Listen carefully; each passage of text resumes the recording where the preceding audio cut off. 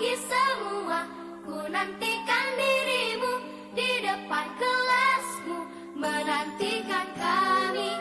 Guruku tersayang, guru tercinta, tanpamu apa jadinya aku? Tak bisa baca tulis, mengerti banyak hal. Guruku, terima kasihku.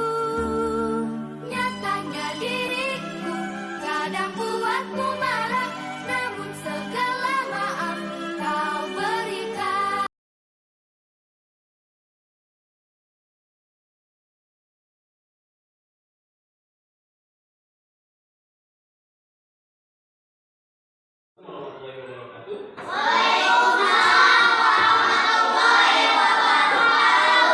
Selamat siang anak-anak yang hebat. Kita hari ini akan membuat yang disebut dengan kesepakatan kelas atau keyakinan kelas. Nah, kelas itu adalah keinginan kalian ketika kalian berada di kelas kita masing-masing ya. Jadi kalian punya hak untuk menentukan mau dibawa kemana dan mau seperti apa kelas kita. Contohnya kesepakatan kelas itu seperti ini. Ketika belajar tidak boleh ngobrol, itu kesepakatan ya. Kemudian apalagi coba?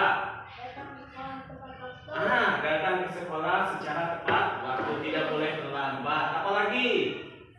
Tidak mengganggu orang sedang belajar. Bagus, tidak mengganggu orang lain yang sedang belajar. Itu contoh-contoh kesepakatan kelas. Masih banyak sebetulnya kesepakatan kelas yang baik. Nah, itu nanti kita paham dan kita sosialisasikan di depan kelas supaya kalian tahu bahwa sadar, oh kalau kita melakukan hal ini berarti itu kurang baik ya, kurang tepat. Coba nanti kalian buat, tulis kesepakatan kelas sesuai dengan keinginan kalian. Nanti Bapak akan konsultasi dengan guru yang lain, kemudian suruh dipasang ya. Bapak akan bagikan satu orang. Yuk sudah. Yuk cepat. Siapa coba? Apa sih keinginan kita di kelas itu? Yuk cepat ditulis kesepakatan kalian, keyakinan supaya kelas kita nyaman mau seperti apa gitu. Supaya kelas kita enak. Sudah? Pika sudah Pika?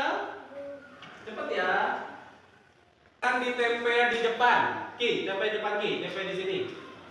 Nanti kita Bapak akan baca, nanti kita buat untuk ya, tempel di sini. Terus, sehat, tempel lagi. Wan silakan tempel saja, tempel ya. Nah, sebalik ya aja. Balik. Boleh. Ya Wan, Sarip, tempel Sarip. Boleh, lanjut, silakan selanjutnya.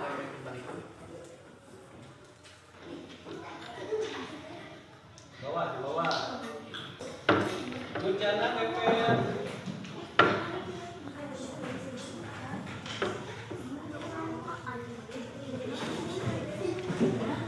Yuk tempel.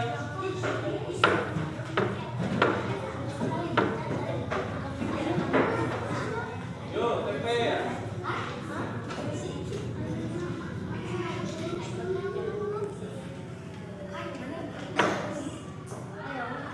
Yuk, duduk sudah? Bapak akan coba baca di sini. Nah, di sini adalah salah satu kesepakatannya. Tidak mengganggu orang yang sedang belajar. Berarti satu tadi, tidak mengganggu orang yang sedang belajar. Itu satu kesepakatan pertama. Kemudian, aku tidak mau diganggu ketika sedang belajar, sama. Nah, ketika belajar jangan berisik. Nah, jadi ketika belajar tidak boleh ngobrol. Boleh, itu kesepakatan juga. Harus melaksanakan piket agar kelas tetap bersih. Assalamualaikum warahmatullahi wabarakatuh. Alhamdulillah hari ini kita bisa berkumpul di sini dalam rangka berbagi pemahaman pembelajaran selama saya mengikuti CGP, terutama untuk modul 1.4 ini.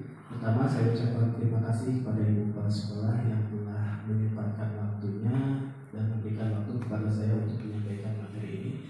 Kemudian tak lupa untuk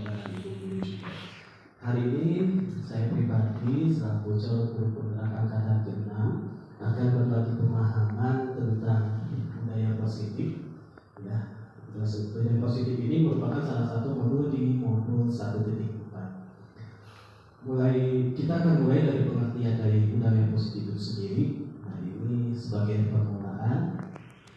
Nah, konsep budaya positif, kita berbicara tentang budaya. Budaya itu, saya yakin Ibu dan Bapak sudah mengetahui bahwa budaya itu adalah sesuatu yang sudah menjadi kebiasaan ataupun tradisi.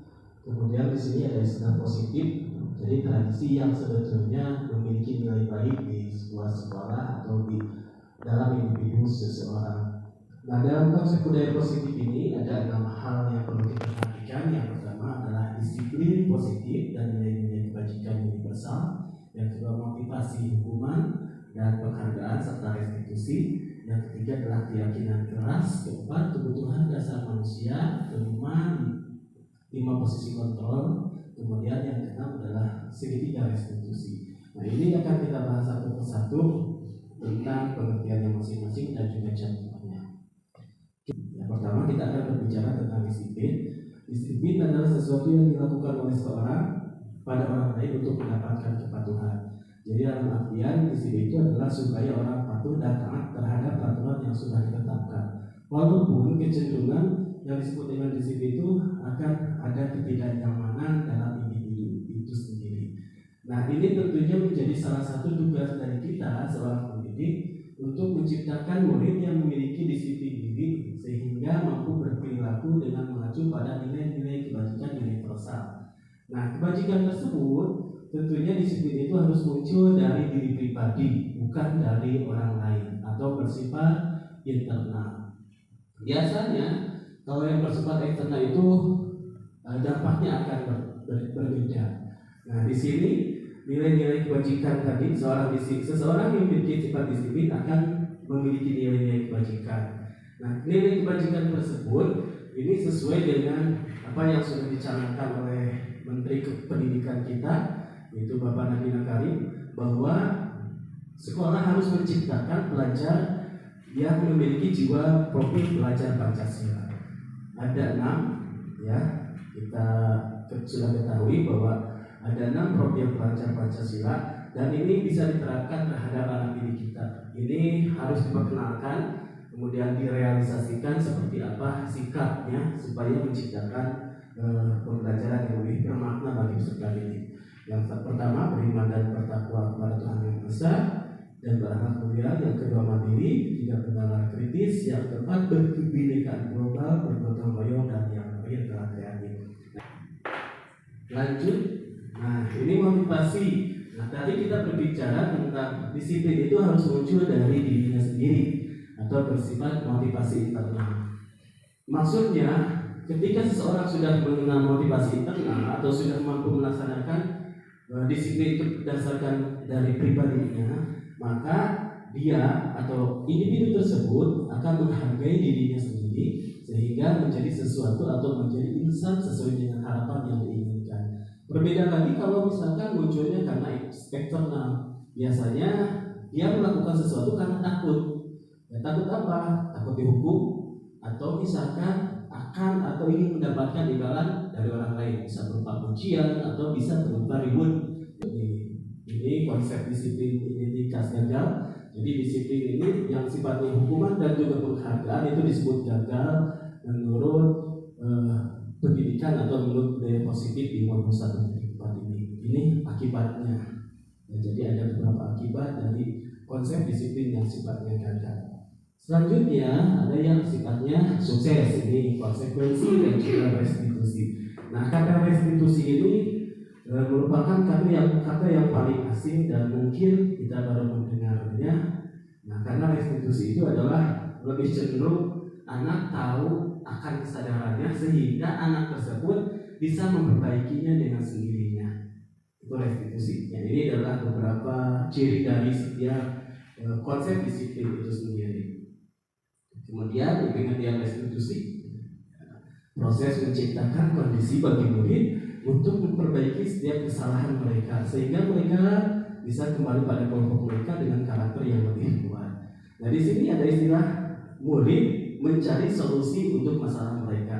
Jadi kalau misalkan anak punya salah, mereka pun tahu bagaimana pemecahan masalah itu sendiri oleh diri dirinya sendiri tanpa harus dipengaruhi oleh orang lain. Itu. Ini selanjutnya, ini ciri-cirinya, ya. Jadi bukan untuk menebus kesalahan. Kalau biasanya hukuman kan hanya untuk menebus kesalahan, kemudian memperbaiki hubungan, tawaran, bukan paksaan, menuntut untuk melihat dalam dirinya. Jadi sadar dengan sendirinya setiap kesalahan itu sendiri. Restitusi fokus pada solusi, jadi pemecahan masalah seperti apa yang harus dilakukan. Nah, selanjutnya ada keyakinan kelas. Keyakinan kelas adalah nilai-nilai kebajikan yang universal dan disepakati secara tersirat dan tersurat oleh setiap warga sekolah. Nah, ini contoh misalkan kita di satu kelas buat sebuah keyakinan, kemudian keyakinan itu ditempel dan disosialisasikan supaya orang lain atau siswa tahu bahwa kita apa saja yang harus dilakukan oleh kita untuk meningkatkan kedisiplinan itu sendiri. Ini langkahnya. Kemudian ini kalau misalkan kita mau membuat sebuah keyakinan kelas, pertama diskusi dulu, kemudian merumuskan dan selanjutnya. Ini contoh, ini bisa kita buat di dalam spanduk. Ya. Nah, kebutuhan tadi sebetulnya orang tersebut, atau misalkan setiap siswa tentunya memiliki kebutuhan dasar manusia. Nah, kebutuhan dasar manusia itu ada 5. Ada kebutuhan hidup, kebutuhan kasih sayang, kebutuhan akan permasaan, kebebasan, dan kesenangan. Biasanya hidup lebih cenderung ke pangan karena butuh makan, kemudian kasih sayang, butuh perhatian, kemudian penguasaan, kebebasan, cenderung biasanya anak malas belajar, berarti anak ingin belajar dengan model dan metode yang berbeda. Lanjut, ini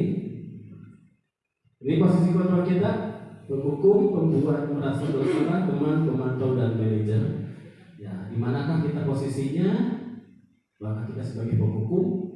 Nah, ini kalau penghukum, kalau misalkan punya satu kasus orang yang tidak menggunakan atribut ketika upacara bendera, nah kalau misalkan seorang penghukum biasanya akan berbicara seperti ini. Ini adalah ucapannya.